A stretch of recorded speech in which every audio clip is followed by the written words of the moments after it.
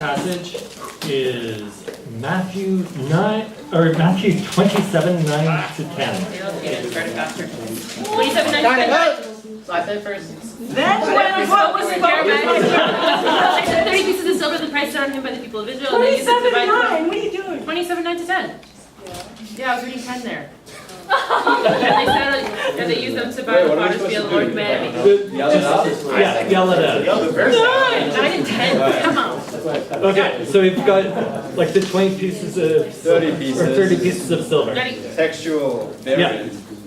Okay, so next one. Zechariah 11, 12, and 13. I don't know where that is. Zechariah 11, 12, and 13. Got it! I got it. Okay.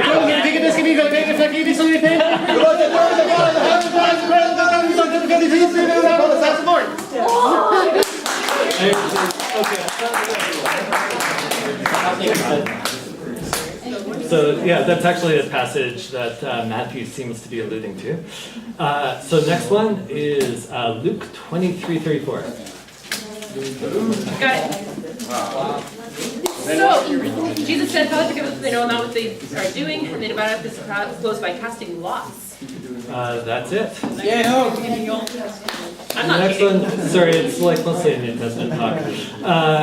Revelation 22, 18 to 19.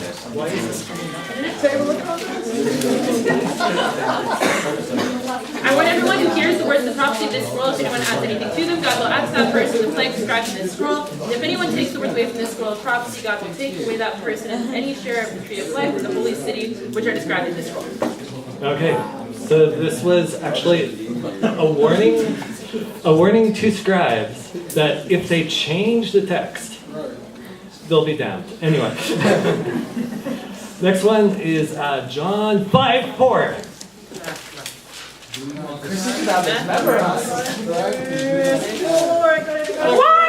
One who was there for 38 years. One who was there has been. I said it first. What is it? One who was there has been invalid for, oh, John Has been 4. inbound for 38 years. John 5:4, 5 verse 4. John It 5, doesn't verse exist! 4. Oh, it's in the B section. 5. Some manuscripts Verse 4. include here, wholly or in part paralyzed. They waited for the moving of the waters. From the time an angel of the Lord would come down and stir up the waters, first one in the pool after such a disturbance would be cured of whatever disease they had. Not actually something that's written in the Bible, it's been removed. It's missing. It's been missing, or has it been added? Okay, that's it. I wanted to end with it. Good job.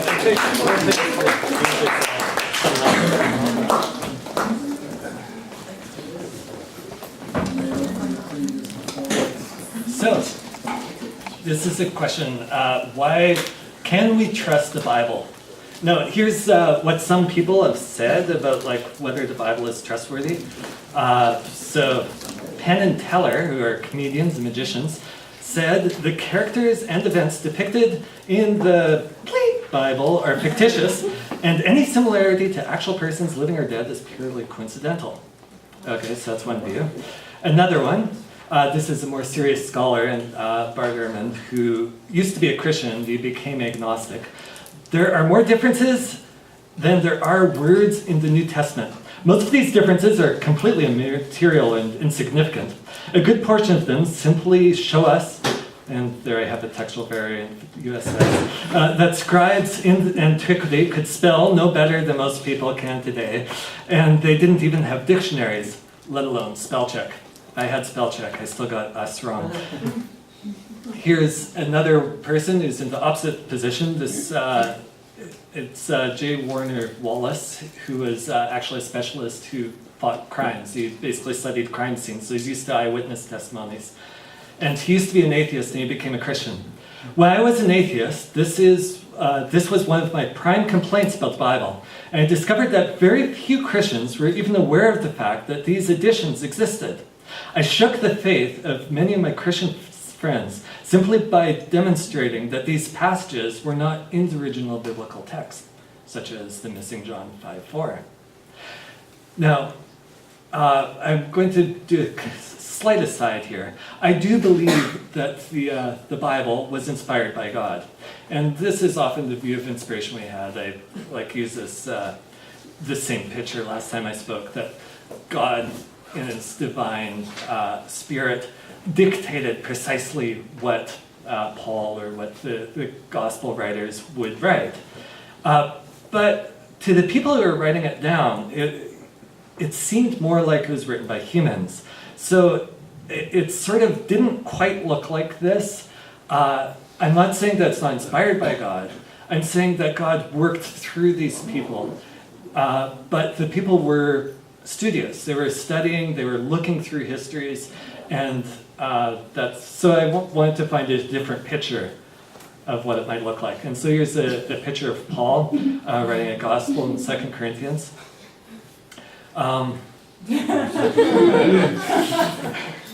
So was this his thorn in the flesh? Well, we'll never know. He didn't really expand on that. But the Gospels were written by people in history, and they used acceptable practices from the time. Now, there were other biographies that were written by Greco-Roman people, such as Plutarch. Plutarch wrote about a dozen biographies called Plutarch's Lives. And I'm going to go back to that shortly. First, I want to look at the date. When were these people writing it down? So dating Luke, and this isn't dating, but it's like finding out the date of it. So Luke was written before Acts. We can tell this because they were written by the same person. They're both introduced as written to the most excellent Theophilus. And Luke, in his Luke 1, he's very careful going through, saying that he studied everything that happened. And when did this happen? Well, we can look at the internal evidence. What does the manuscript say? And we can see that in Acts, it has a whole bunch of things that are mentioned, all sorts of dates. But the last thing was Paul basically sitting and preaching. And what it does not have is it does not have the martyrdom of Paul. Now, we know that Paul died fairly early. And it also doesn't have the destruction of the temple, which happened around 70 AD, or even the siege of Jerusalem, which was around 65. So judging by this, we can see that Acts was most likely written before around 65 AD, and then Luke was written just before that, at the latest. And we can also see that Paul cites Luke, or at least he seems to be citing him. And 1 Timothy talks about a worker is worthy of his wages, which is something that comes from the Gospel of Luke, as well as don't muzzle the ox while he's trading out the grain, which comes from the Old Testament. So he's citing this as scripture. And also, either Luke and Paul have the same tradition in 1 Corinthians 11, which is the Last Supper. They're almost word for word. There's slight differences, but basically this book that Paul wrote, that everyone agrees that Paul wrote around 55, has the same text in it that Luke has. So it's probably dated in a similar time and not a tradition written down years and years later. Likewise, if we look at dating Mark, there's anonymous characters that are named in the gospel that we expect them to be anonymous because they would be wanted. As an example, in Mark 14:47, it says, "And one of those who stooped drew his sword, struck the high priest's slave, and cut off his ear." So who was it that struck off the high priest's slave? It was Peter. And how do we know this? We know this because of the Gospel of Luke. The other later Gospels name these people, but most people believe that Mark was written earlier. That was indeed the source of parts of Matthew and Luke. So Luke and Matthew are willing to name. They're willing to name various people because it's no longer a threat. It no longer matters who it was that Peter. It no longer matters that Peter was spliced someone's ear off because he was either not under threat from the authorities or otherwise Maybe this was just after his martyrdom. They basically weren't wanted by the police. Whereas Pilate, for example, is named, but this is because he was thrown out of power in around 37 AD. And then Caiaphas is unnamed, who's the high priest, because they had power, and indeed the family was involved with the martyrdom of James. Now, what does the early church say about the authorship? Because now, Papias wrote several books.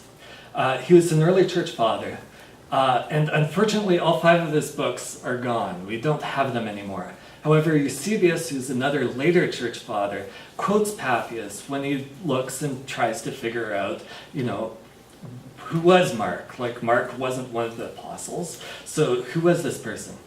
And the elder used to say, Mark, in his capacity as Peter's interpreter, wrote down accurately as many things as Peter recalled from memory, though not in an ordered form, of the things either said or done by the Lord.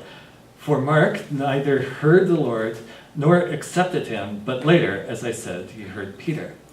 So we have Mark as an early eyewitness of Peter. He hung around, and when Peter would speak and talk about his life, talk about stories that of what he remembered about being with Jesus, Mark would write it down.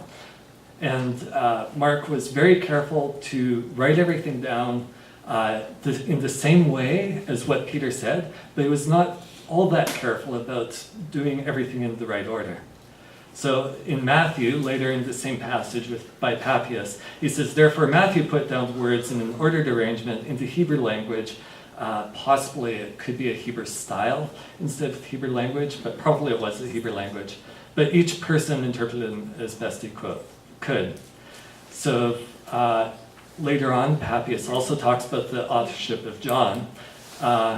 And if by chance anyone who had been in attendance on the elder should come my way, I inquired about the words of the elders. That is, what, according to the elders, Andrew or Peter said, or Philip or Thomas or James or John or Matthew or any of the other Lord's disciples, and whatever Aristion and the elder John, the Lord's disciples, were saying. For I did not think that information from books would profit me as much as information from a living and surviving voice. So we have Papias talking about the elder John, who's often just described as the elder. In fact, 2nd and 3rd John are introduced by the elder, and they're probably written by this same author as John. And also John himself says that he was an eyewitness of the events at the end of his gospel and also at the beginning of 1 John. So we also notice a slight change of tense from the past tense when he talks about Andrew and Peter to the present tense when he talks about Aristion and the elder, or John the elder, which shows that the former people had passed away, whereas Aristion and John the elder was in fact still alive, and that's why Papias could hear him. So it wasn't just Papias. We have this quote from Irenaeus, which is nice because it summarizes the authorship of all of the Gospels.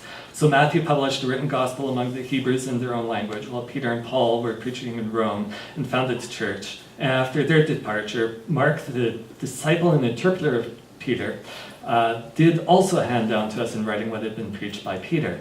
Luke, also the companion of Paul, recorded in the book of the Gospel, preached by him. Then John, the disciple of the Lord, who leaned on the back of the Lord's breasts, himself published a gospel while he resided in Ephesus.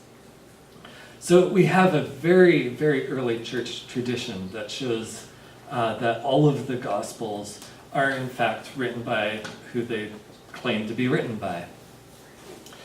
In fact, all of the manuscripts that we have of the New Testament that contain the Gospels talk about according to, like the Gospel according to Mark, according to Luke, according to Matthew, and according to John. The words, the title has been there from the very beginning. Sometimes it changed, like the titles became more embellished. As an example, in the Revelation of John was originally called just the Revelation of John, But one late manuscript has revelation of John the theologian to the revelation of all glorious evangelist, bosom friend of Jesus, son of the Virgin, beloved to Christ, John the theologian, son of Salome and Zebedee, but the adopted son of Mary and the mother of God and son of thunder. So this was like the expanded version. But the thing that did not change, regardless of who's speaking, is who actually wrote these Gospels. So there's another common complaint that people have, that there are in fact slight differences in the Gospels. And one reason for this is that it was actually acceptable at the time in the Greco-Roman style to have minor details switched around to fit the narrative. For instance, Mark is fairly abrupt, and he just has and between the first statement of Jesus, the next statement, whereas some of the other Gospels flow a little bit more naturally. And if you look at Plutarch, who is another historian at the time, when he wrote Plutarch's Lives, sometimes he would write something about the same event in one life and in a different life, and various changes would be made. For instance, in one place, one person would go to the Senate, and in another case, in another life, he would send someone else on his behalf to go to the Senate and say something. So these kinds of subtle differences, it's similar to whether it was the sons of Zebedee or the sons of Zebedee's mother who asked if they could be on one side and the other side of Jesus when he came to glory. So these subtle types of differences were actually acceptable. It was still considered history, despite the fact that the dates were allowed to be looser during the time period. The other difference is that the Gospels are, in fact, consistent with eyewitness testimonies. When people report on a crime, they don't always remember everything perfectly. There's differences and minor details in the narrative.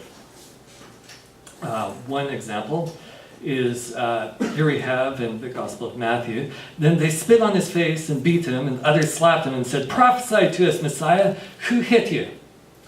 So, as you're reading this, does anyone know why this is a prophetic thing? Couldn't you just look?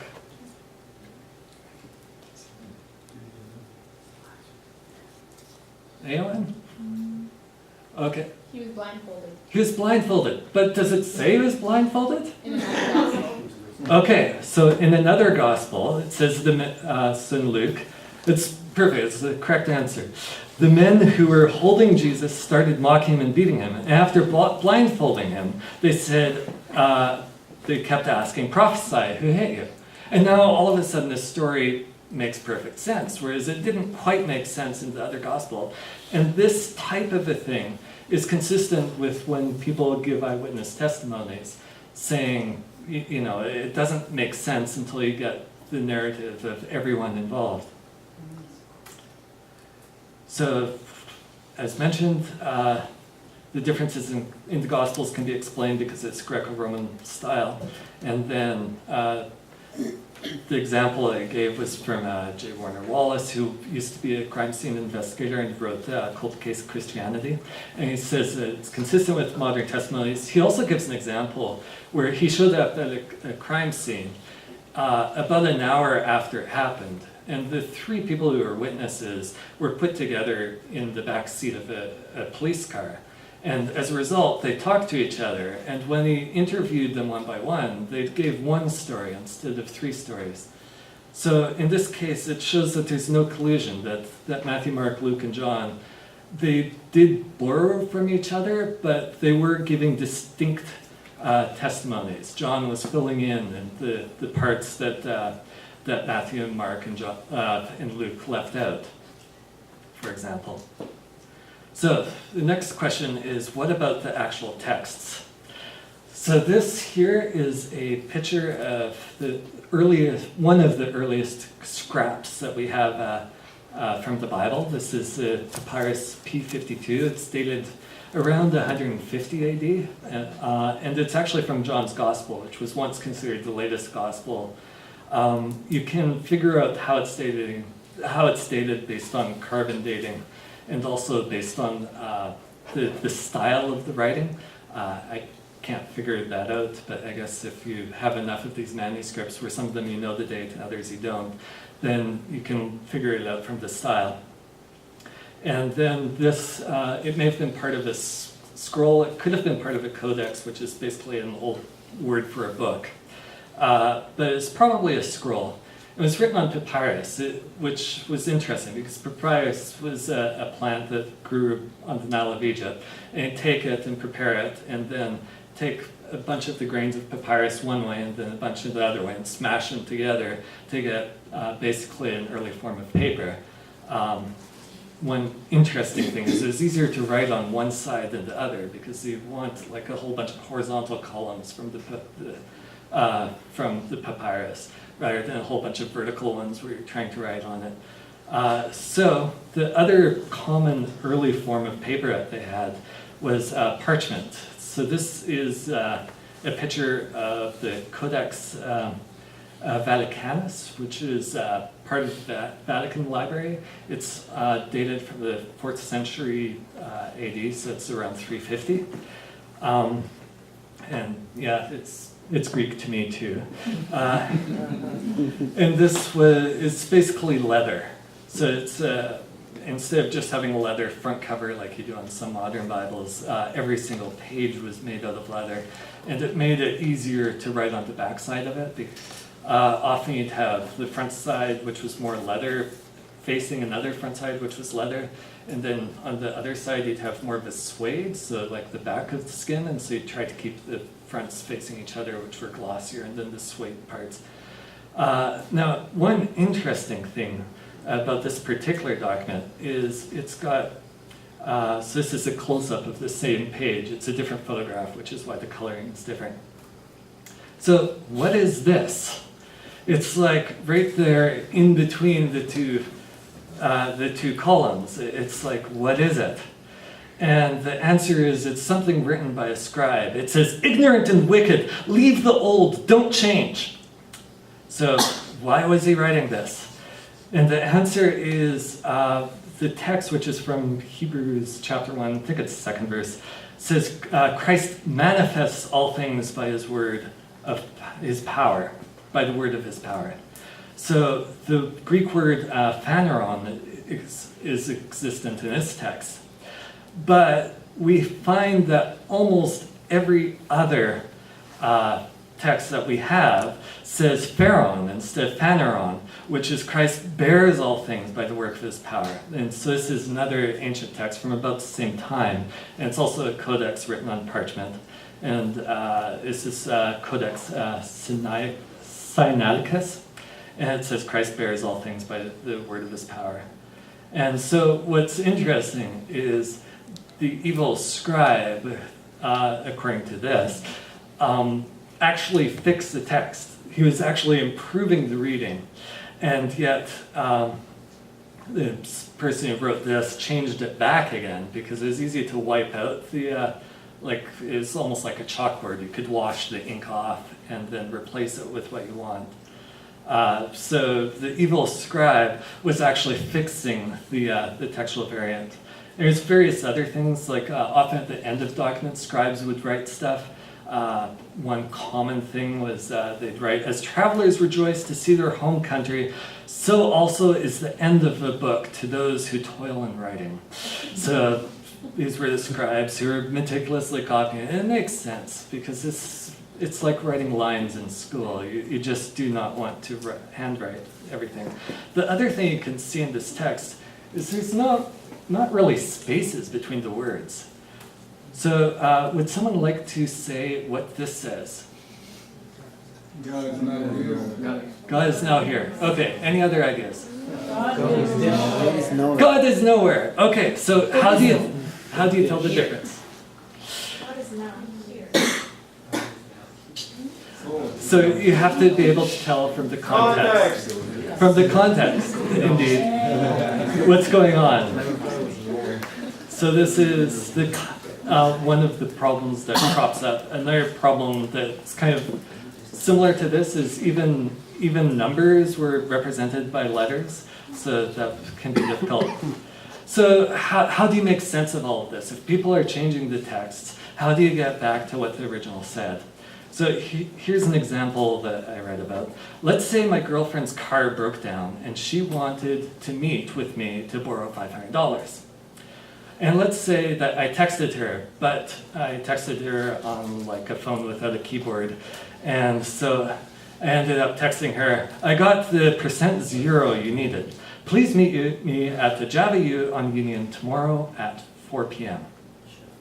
And it's like, I realized, oh wait, that's wrong. I didn't say what I was going to give her. So it's like, I got the 500 you need. Please meet me at the Java U on Onion tomorrow at 4 p.m. So let's say, oh wait, I realized I made a mistake. Let's text her again. I got the 500 you needed. Meet me at the Java U on Union tomorrow at 4 p.m. And I realized, oh, okay, that's a mistake. I've got the 500, you nerd. Meet me at the Java U on Union tomorrow at 4 p.m. Okay, so the question is, where is she going to meet me tomorrow at 4 p.m.? There you go. The one on Onion or the one on Union? So the New Testament is very similar. You have lots of textual variants, but because there's so many manuscripts, there's thousands of Greek manuscripts, about 5,000 or 6,000, plus tens of thousands of other manuscripts that are ancient. It's translation. And some of them were copied off of each other, so it's more of a family tree. But in the end, you get the idea. So let's go through a couple examples of what are some of the texts which are different. One is the woman caught in adultery. This is John 7:53 to 8:11. So we all are somewhat familiar with the story. The woman comes, brought to Jesus' feet, and then the scribes and Pharisees at the time said that they should stone her. And Jesus said, let him who is not without sin cast the first stone. And eventually everyone leaves one by one. And Jesus says, neither do I condemn her. Now, it's interesting because this seems like it should be a true story. Bruce Metzger said, the story of the woman taken in adultery, for example, has all the earmarks of historical veracity. No aesthetically minded monk would have invented a narrative which closes with, with what seems to be only a mild rebuke on Jesus' part. So this isn't the type of thing that people would add to the New Testament. So the earliest quote, which might be, again, Papias, which is, he's 60 to 160 or so AD. He gives another historical history of a woman who had been accused of many sins before the Lord, which is also contained in the Gospel according to the Hebrews. And of course, we don't have the Gospel according to the Hebrews. So we can see that this is a fairly early tradition, but most of the manuscripts before 400 or 500 actually don't have this. And the ones that do put it in different places, like often, usually it is in like just after John 7, but often it appears at the end of Matthew's Gospel in one instance, or at the end of John. And because of those kinds of differences, we can tell that the author of John, John the Elder, didn't actually write this. It was added by someone else. Another example, so they went out and started running from the tomb because trembling and astonishment overwhelmed them. And they said nothing to anyone since they were afraid. This is the end of the Gospel of Mark. We have several variants which are even earlier. Like some of the earliest manuscripts we have like the ending of Gospel of Mark, which is in most of your Bibles. But some of them have the shorter ending of the Gospel of Mark, some of them have longer ending, and some of them end here. Now this is actually a very, very unusual place to end the Gospel. The last word isn't actually afraid, the last word is for, because of the way Greek works grammatically. It's just what happened. So it's like they were afraid for, and then it just doesn't go on.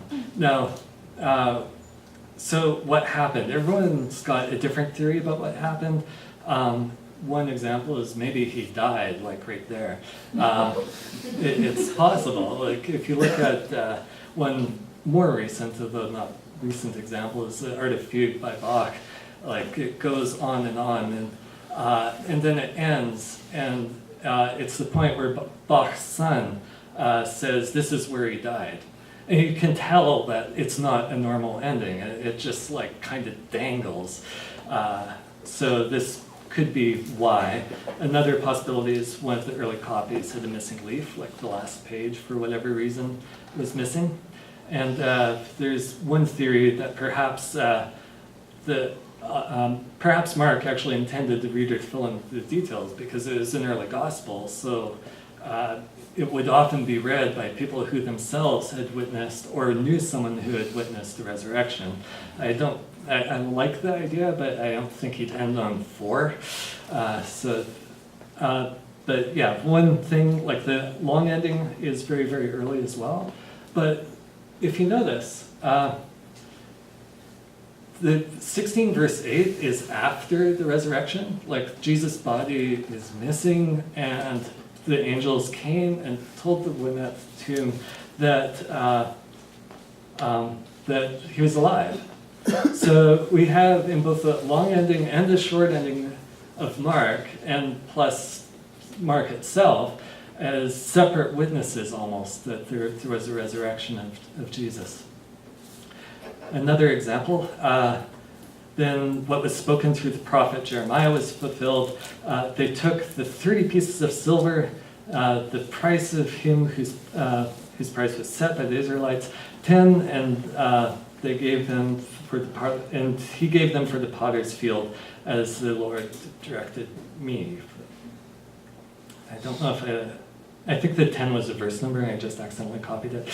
But what is interesting about this passage is that we have 30 pieces of silver, and this is the prophet Jeremiah was fulfilled. So did anyone notice in this sword drill something about this?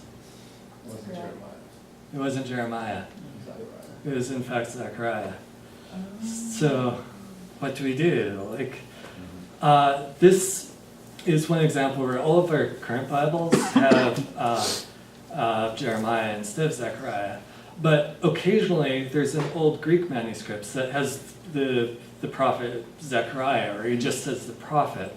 And there's a variant here. And you can see that it was probably done by one scribe or a couple scribes to basically fix it, and then other scribes who looked at it would say, oh, well, there's this reading or that reading. Let's take the one that makes the most sense.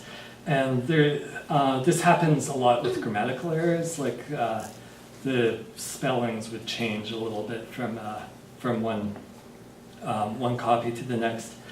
But what's interesting is we tend to take the most difficult reading as original because, like the church fathers don't usually refer to the manuscript evidence, but they knew about this problem. So Eusebius said it must have been a scribal error. Jerome mentions that there's an apocryphal book of Jeremiah, so maybe it's talking about that. Origen says that, and this is later in history, I'm kind of going in chronological order. So Origen's from around 200 said that it must be either a scribal error or apocryphal book.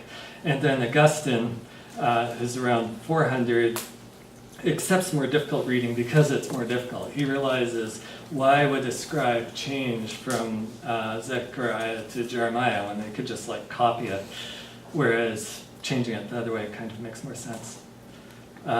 Another example, so this is an interesting one. Within these lay a large number of sick, blind, lame, and paralyzed, and this is the passage, while waiting for the moving of the water, because the angel would go down to the pool from time to time, stir up the water. Then the first one who got in after the water was stirred up, recovered from whatever ailment he had. So what this probably was is a scribe writing kind of in the margin, similar to the margin note that we had before, except probably with an older manuscript where there was less room. And then the next scribe also copied it, and eventually it stopped being a margin note and ended up in the text. And so it's the best guess of why this doesn't happen, or why this doesn't quite make sense. And yeah, so for conclusion, the Gospels were written by eyewitnesses. We showed that based on the early church history. And also internal evidence seems to point to the fact that they were written by eyewitnesses. Even the minor differences seem to point that it wasn't collusion. It was acceptable in Greco-Roman bibliography, so the style of the time also allowed this. And then there were many, many textual variants, but there are enough manuscripts today that we can, in almost every case, figure out what the original said. Sometimes there's an example in Acts where it says either the Church of Jesus, the Church of Christ. And it's like, was it the Church of Jesus or the Church of Christ or the Church of Jesus Christ? And we really don't know which one is the original. But these are very minor variants. And also, we have access, like if you're a scholar, you can study it. The Bibles today have all of them. The Greek Bibles today usually have this apparatus that has all of the textual variants below, so you can go and see it to yourselves. So it's not a conspiracy. Nothing's hiding no one's hiding things. It's just an artifact of the way things were done before photocopiers. So here's a quick bibliography. Thanks.